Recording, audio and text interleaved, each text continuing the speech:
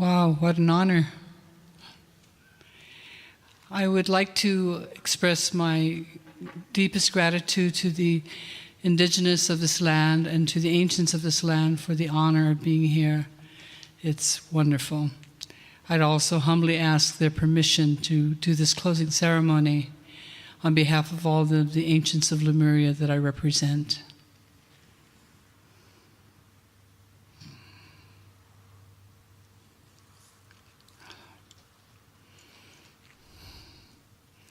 I would like to offer you a prayer. I offer it to you with the love and light of my ancestors. I'm going to do it in Hawaiian and then in English. E ho mai I ke ko alo a me I ka mana panui. I ke aloha a me I ka hauoli. I ka malu a me I ka laulea. I ke ola a me I ka pa'a. I ka ponohana a me I ka vaivai. Ua he pono pau olia pau. E io e, hele mai ia mako, mua ia mako, hope ia mako, maluna ia mako, a me lalo ia mako, ka apuni ia mako, a me loko ia mako, a me ho'ohana ia mako, a le hele I ka malino, nani, a me hemolele, lele vale I ka pule ia ka lani nui, a mama uanoa. May the presence and the power, the love and the joy, the peace and the happiness, the health and the wholeness, the success and the abundance, all of the infinite good that our most sacred Creator is, go with us, before us, behind us, around and within us, and make smooth, beautiful and perfect our way. May this prayer fly to the highest heavens. At the opening of this ceremony, I did a chant that called upon the gods, the ancestors, the royalty, the elders, the parents, and the multitudes to descend and be with us. And now I will do a chant that will express our gratitude to them as they ascend. So if you could please place your hands on your heart and join me in expressing gratitude to all of them that are here, the holy beings that have joined us.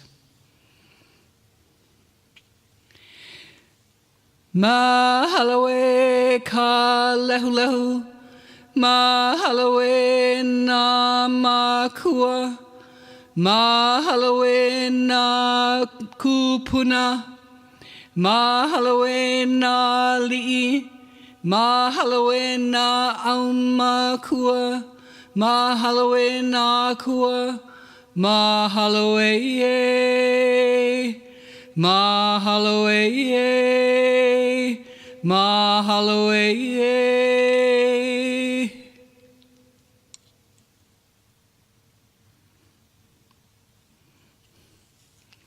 With all of the love in my heart, I thank you for what you have given me with the beautiful light that all of you carry. You are magnificent.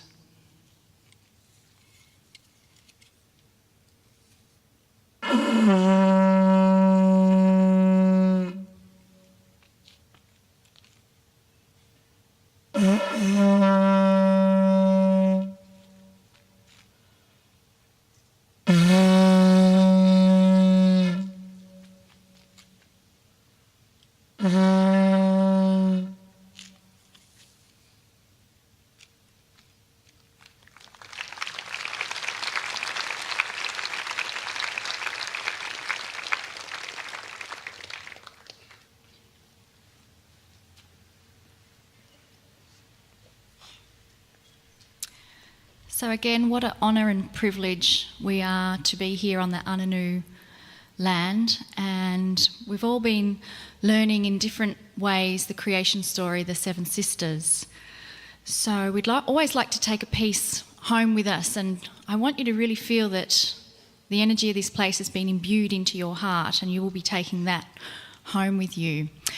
Something you might not have been aware of, there was a Seven Sisters songline project that was done, organised by the National Museum in Canberra, And in 2013, the Ananu women went to the National Museum in Canberra and performed the Seven Sisters songline dance down there. So as you can see, this is their website, and it's very easy to find, the sevensisterssongline.com. And they have their performance recorded on there on YouTube that you can watch, and beautiful interviews with the ladies that were involved telling their stories as well. So I really encourage you when you go home to have a look at that and check it out. So forgive me now, I'm going to read a little bit. I'm here to help you connect the dots about the profound energies that are here.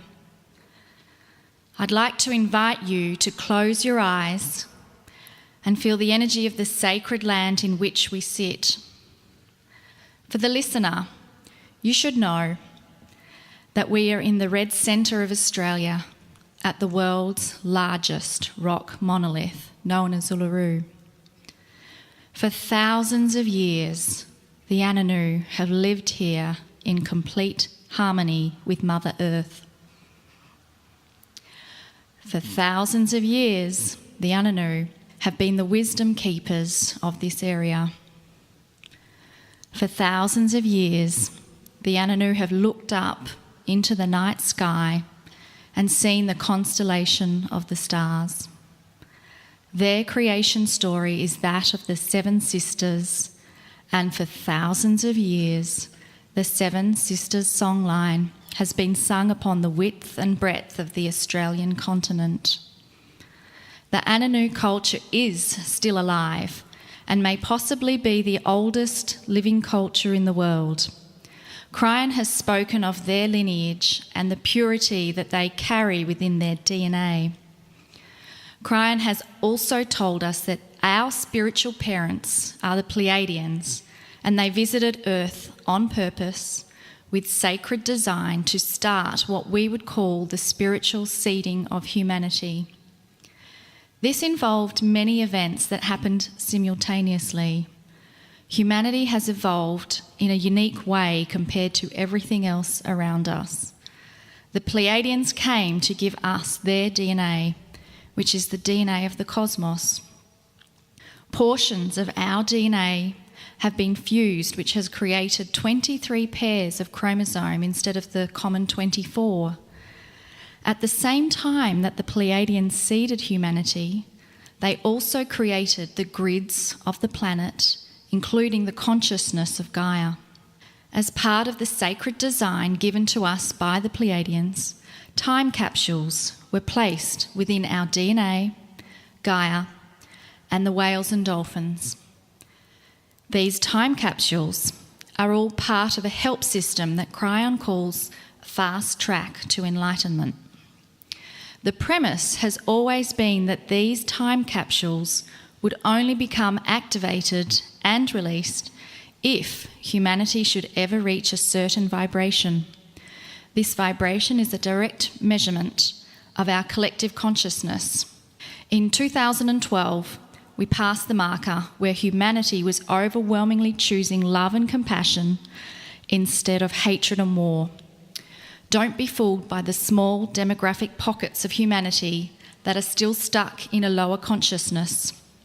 They are the minority, but because they are so invested in an old energy, they are doing all they can to hold on to their fear and darkness.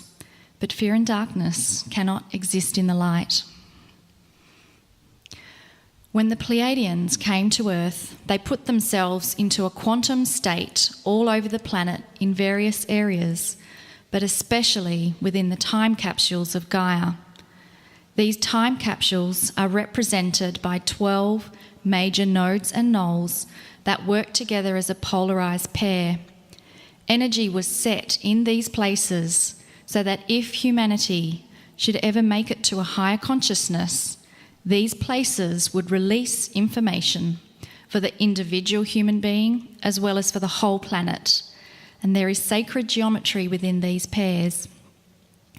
These 12 time capsules are found on sacred land, creating a push-pull energy for the planet and a system of evolutionary change if activated. The time capsules are sacred, mostly untouched, protected, and they represent the original Pleiadian creation template. Uluru represents one of the 12 sacred sites where the time capsules exist. For over 40,000 years, the Ananu have carried this lineage within their DNA. Kryon has described their DNA as being only one step removed from the Pleiadians, making them seers of the earth in a way that is difficult to describe.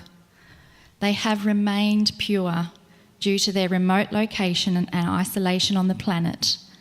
The other 11 sites have had populations whose bloodlines have become diluted and dispersed through free choice. These 12 time capsules have been designed to receive the push-pull energy that is being transmitted from the great central source. However, it was only after 4 time capsule pairs were identified, opened and released that these transmissions could be broadcasted to humanity via the grids. During Dr. Todd Overkaity's creation choir, Kryon identified the 5th time capsule, which has now been activated and joined the others in broadcasting spiritual information to the grids. This time capsule is represented by Uluru, a node, and Mount Logan in Canada, the knoll.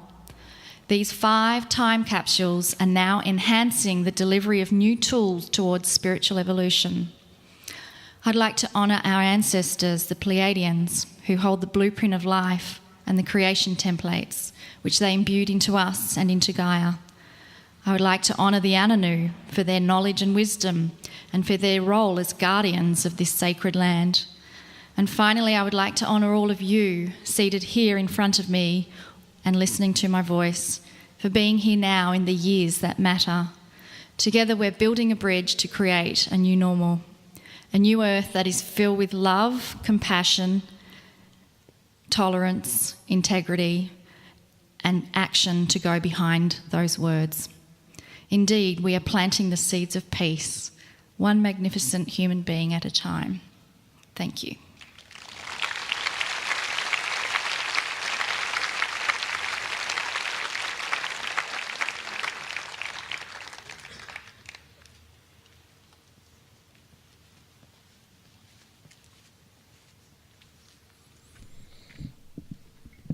That was amazing, huh?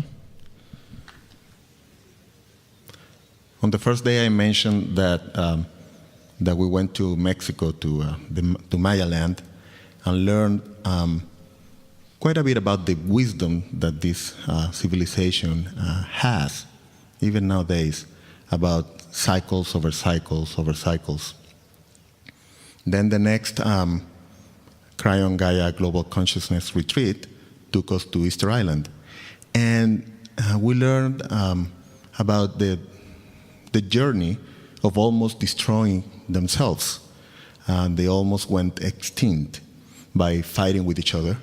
And in their little island, to them that was the entire world. They knew there were other civilizations somewhere, but being so far away from any other piece of land, that was the world for them. So it's, at a certain level, it's like a microcosmos of the macrocosmos. And they decided to do something. So they found a way to share power and to learn from each other. And it's a beautiful story, and it's true. And now we came here, and we see this incredible ability to be in good balance with nature and with each other, this wisdom that is here. If we take all of that with us, how does that change the way we live every day? And that's the invitation. Choose just one thing, something that will be different for you in the way you act, even in the way you think, or how you interact with other people now that you go back. That's what we would like to offer to everyone who comes and who joins one of these adventures. So thank you, love you all, and see you the next time. Thank you.